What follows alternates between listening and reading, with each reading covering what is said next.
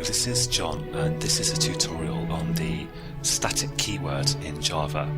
So I'm in Eclipse and I've got my main program here, and I'm going to start by creating a class up here which I'll call thing, and I'm going to give thing two member variables. I'll make them both public, and let's give this a name variable of type string. And I'll also give it another variable of type string called description. Now, description I'm going to make static.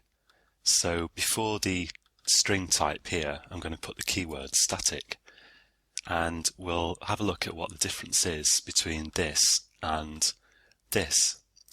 So if I, oh, and by the way, I should mention that usually if you have member variables, most of the time you declare them private or protected, which we'll look at later in this series of tutorials. But just for this tutorial, I'm going to make them public to keep things simpler. So I'm going to declare a couple of thing objects here. So let's have thing1 equals new thing, and I'll have a thing2 equals new thing. Now, with the name variable here, each thing object has its own copy of name. So I can set thing1.name equal to Bob and thing2.name equal to Sue. And of course, I can display those with a sysout. So let's say thing1.name and sysout control space thing2.name. And of course, if I run this, it's going to say Bob and Sue. The difference with the static member variable here is that each object does not get its own copy. Static member variables, also known as class variables, belong to the class, and there is only one copy because there's only one class. So if I want to access description, I access it via the class. I type the class name, description equals I am a thing, and I can do sysout on that in the same way, thing.description. So variables like this, which aren't static, are called instance variables because every separate instance or example, or in other words, every separate object of the type thing gets its own copy. Whereas static variables like this are often known as class variables because they are associated with the class. So if I run this, you'll see down here it says I am a thing. And let's also have a look at static methods versus instance methods, because if I create here a public show name, let's say,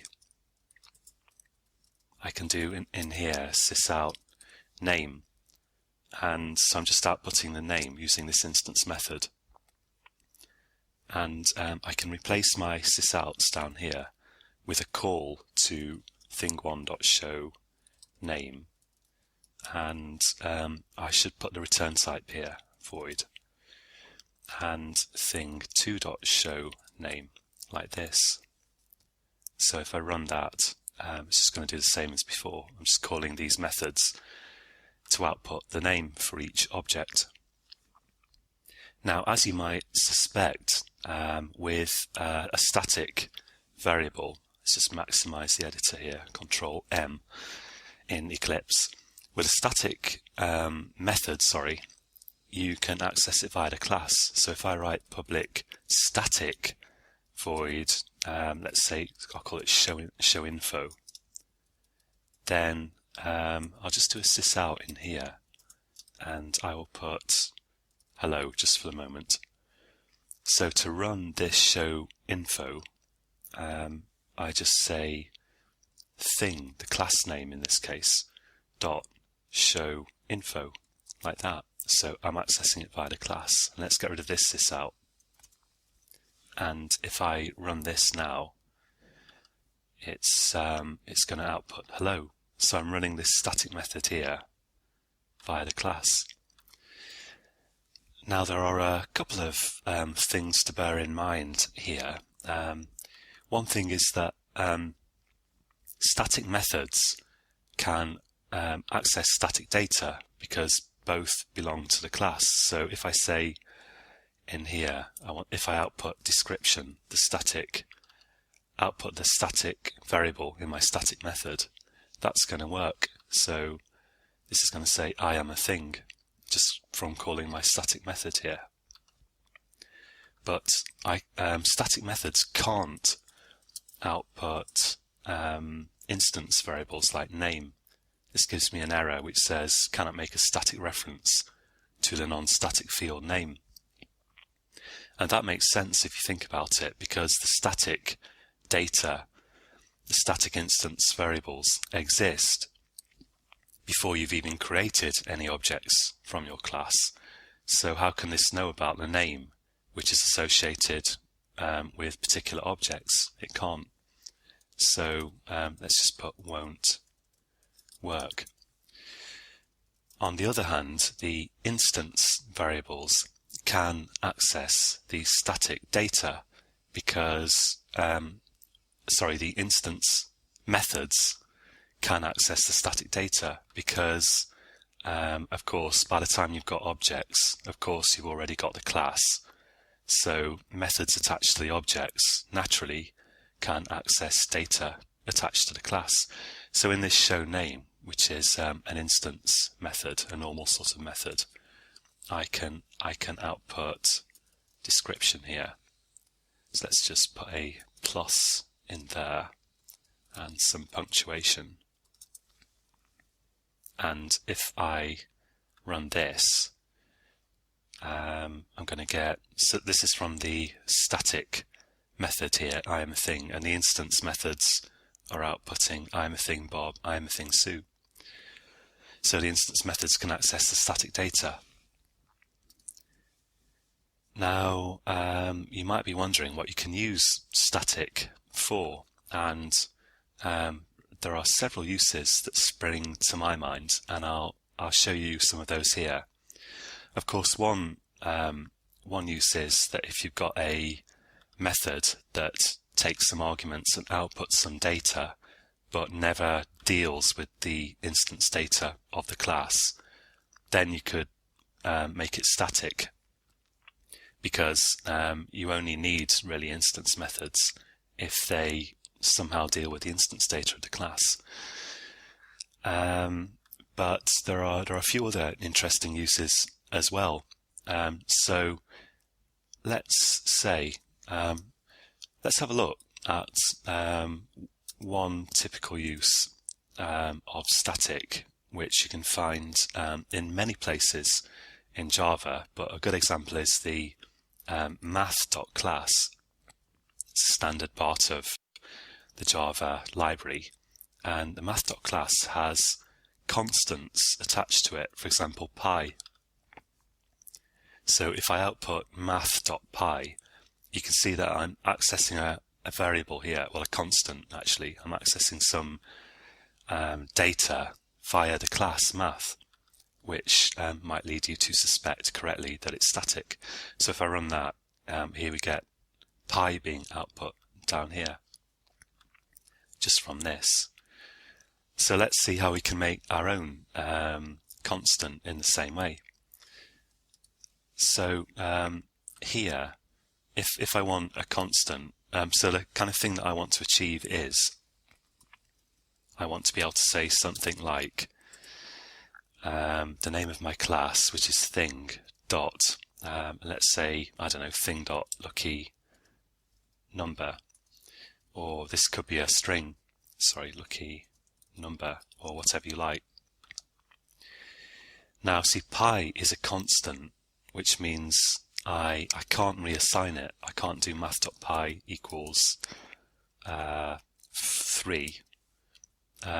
If I save that, let's comment this out as well. So this will give me an error. The final field math.pi cannot be assigned. it's constant, meaning it's unchangeable. And constant values, kind of by tradition or convention in Java, are represented by uppercase letters, and that's why I've written this in uppercase, and just to make it more readable, I've put an underscore in the middle there. And to implement that, so it's going to be a public variable, public because it's accessed outside the class, and we're going to look at public, protected and private in future tutorials. And I'm going to make it of type int, although it could be anything you like, int, and I'm going to call it lucky number, like this. And I'm going to make it, I want to access it via the class thing.luckynumber, so it's going to be static, so public static int. And I'm also going to declare it final, so I'm going to put the final keyword in here. And final is Java's version of constant, and that just ensures that you can't reassign a value to this. And if you have a final field, you've got to assign a value to it when you create it. So here I need to write equals, and then let's just set it equal to 7, because after you've created the variable, you will no longer be able to assign a new value to it because it's final, it's constant. So you can see that this will now work, and if I run that, it's going to say 7 down here.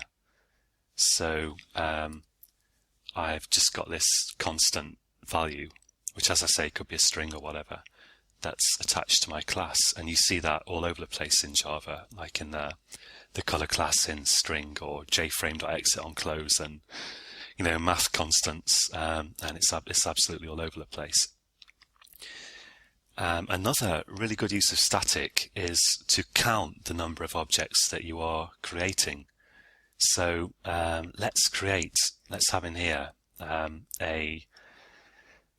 just for simplicity, I'll make it public again, but normally this would be private and you'd access it via a getter, but I'll say public int count, and I'm going to make that static, so it's attached to the class, not to the particular objects. And I'm going to initialize it to the value 0. And I'll give thing a constructor. So I'll say public thing, no return type for the constructor. Now this constructor will be run every time you create a instance of thing. In other words, whenever you do new thing, it's going to run whatever code I put in here. So I could take that opportunity to increment count. And because count is static, it belongs to the class, not to the objects. And that means that there is only one count, which is shared between all objects. So anytime an object increments count, there's only going to be one copy of count, and it's incremented for all objects in effect, because, as I say, it's attached to the class. So here I've done, well, let's first of all output it up here. I'll say sysout thing.count, and as I say, normally you'd have a getter called getCount probably, and then let's say here I'll just put some text in and say before creating objects, count is like this, and I'll put a plus in there, and let's just copy that, and I'll move it down here after I've created my objects. So if I run this, it's going to say, scroll up a bit, before creating objects, count is 0, because when I output thing.count up here, it's just at its initial value of 0. But every time I create an object, it runs the constructor and increments count. So after I've created my objects here, each one of those will increment count, and then I'm outputting thing.count again, and it's saying after creating objects, count is 2. So this is handily counting the number of objects that I've got.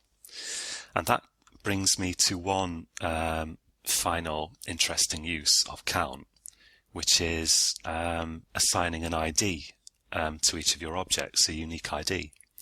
Because supposing here I create a instance variable, not a class, not a static variable, but an instance variable, and I'll call it public int ID.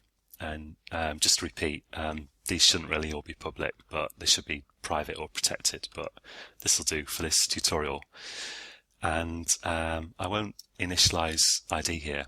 Actually, your instance variables in Java are initialized to default values, so this will be 0 anyway to start with, but that doesn't matter. I want ID to be unique for each object. So the first object should have ID, let's say 0, and the second object ID 1, and so on. And all I have to do to get that to work is I can assign the value of ID, and every object has its own ID because it's not static, it's an instance variable. So I can assign that to the static variable count, and the static variable count being shared between all objects is of course incremented every time you create an object, but this will keep a kind of record of whatever count was at the time the constructor ran for each object. Each object has its own ID, but there's only one shared count. So that means that if I say down here, let's say, well, I could change show name. So in my show name method here, I could say object ID and plus, and let's add on ID, and yeah, but I have some punctuation in here and a space, and then I'll have the ID, and then some more space or punctuation like this. So show name now, didn't mean to do that. Show name now is outputting the ID for each object as well as its name. And if I run that, so show name is running down here. If I run this program, it's saying object ID 0, I am a thing. There's the static description, and instance data again, Bob. And second object ID 1, again instance data, I am a thing, static data, and then the name Sue, which is instance data. So it's quite a lot to take in for one tutorial, but I'm going to put this code on caveofprogramming.com, which is all one word, so you can take a look at your leisure if you want to.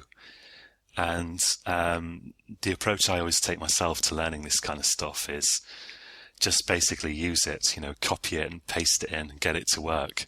And after a while, you sort of start to get a feel for it. And if it seems at all obscure now, after just using it and working with it a bit, you'll start to see that it's pretty simple, really. It's not too bad. So that's it for this tutorial. In the next tutorial, we're going to look at string builder, string buffer, and some advanced string formatting, which we'll need before we go on to some more stuff to do with objects. So join me again then, and until then, happy coding.